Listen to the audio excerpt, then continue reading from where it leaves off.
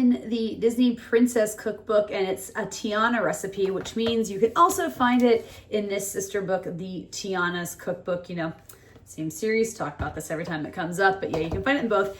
And it's a side dish, and it's called Confetti Corn. And I'll show you the picture here. In the picture, it's actually with the meatloaf, which is in both cookbooks as well. I'm gonna make it for dinner as a side dish. I'm not making meatloaf tonight, but it's gonna go with the sides. I'm making kind of like a ham and scalloped potato thing. I thought this would be nice to go with it. And this is corn, and you can use corn off the cob. It says like you can cut it off the cob, which it kind of recommends.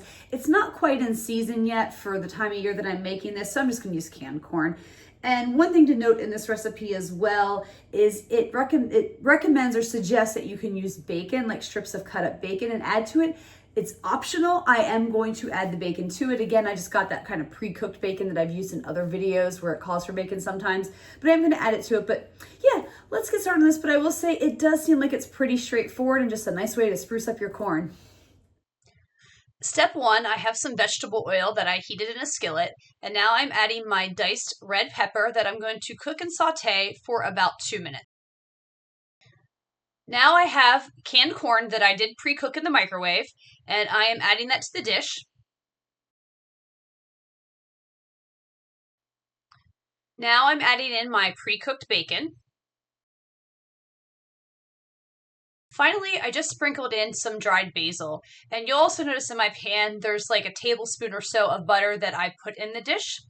And I am going to mix this all together and cook it until the butter is melted and everything's nice and hot.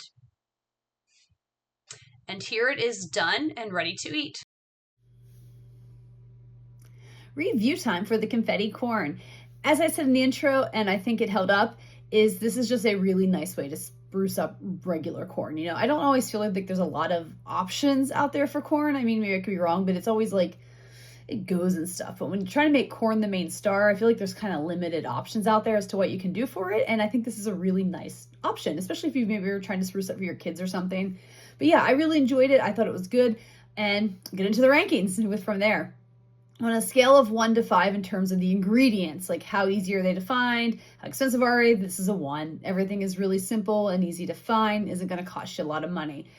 Difficulty level on a scale of 1 to 5, with 1 being easy and 5 being difficult.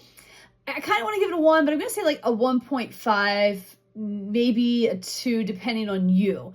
Now, as I mentioned, there is the option that you could cut corn off the cob. So if you're going to do that, that might add some more time to it and make the difficulty a little bit higher.